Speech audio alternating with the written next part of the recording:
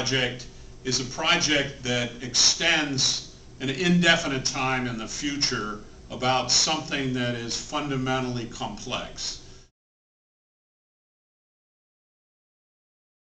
Examples of a focus project would include Dynabook, which Alan Kay defined somewhere around 1968, and actually was one of the main motivators of the whole personal computer revolution.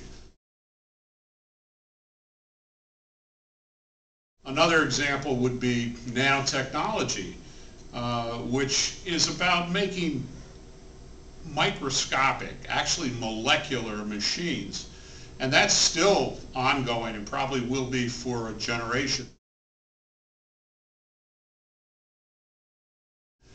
And a third one that inspired me personally was Gerald O'Neill's High Frontier Habitats in Space, the O'Neill space colonies.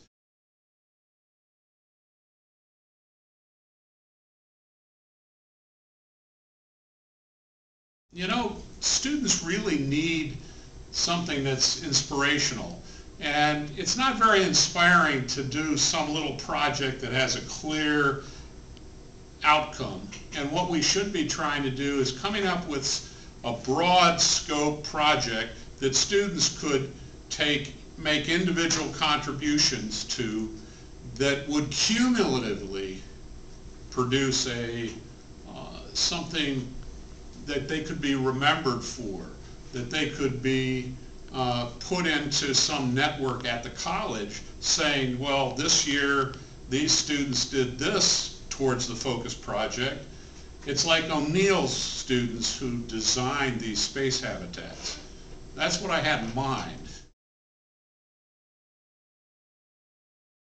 What's the Shroud of Turin? Well, you know, the Shroud of Turin is a large linen cloth. It's about 14 feet, 3 inches long, and 3 feet, 7 inches wide. Now this cloth here, this image here of the shroud is in about half scale, linear scale, so it's 4 times smaller than the shroud. It's a linen cloth. It has a unique weave, a herringbone twill weave, 3-in-1. It contains 2 images of a man, the entire image of the front, the entire image of the back of a man who appears to have been crucified, receiving the same wounds that Jesus Christ is reported to have received.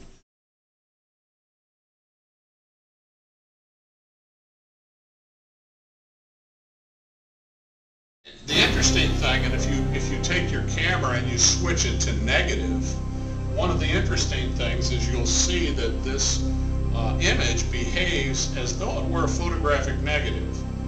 So whatever else it is, it's really got a mysterious image on it.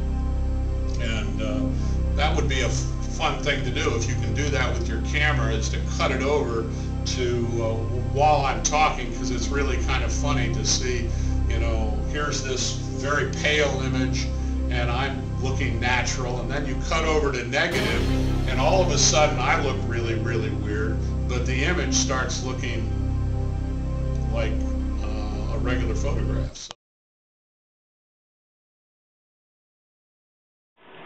there's a wound on the chest. There are wounds in the front of the head. And if you look here, you'll see that there are wounds in the back of the head that appear to be sort of puncture wounds with blood flowing from them. There are also on the back hundreds of little paired dumbbell-shaped markings which people think are marks relating to the scourging. There's also blood that has flown and separated into blood and serum products across the small of the back, which is presumed to be blood that flowed out of the chest down and across the back of the man onto the shroud.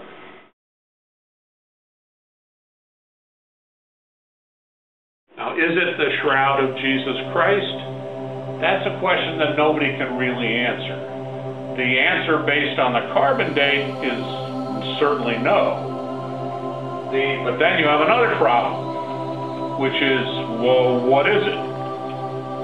If it isn't the actual shroud that accompanied Jesus Christ in his tomb, then you have another question, which is, how did this remarkable cloth that's been known to exist at least since 1355 get a negative image on it that's photographic in quality, that bears all the wounds that are traditionally associated with Jesus Christ?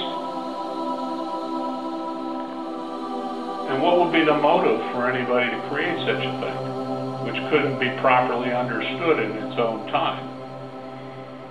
So there are a lot of little reasons to believe it might be authentic, and there's at least one really big reason to believe that it can't possibly be authentic. That makes it a really interesting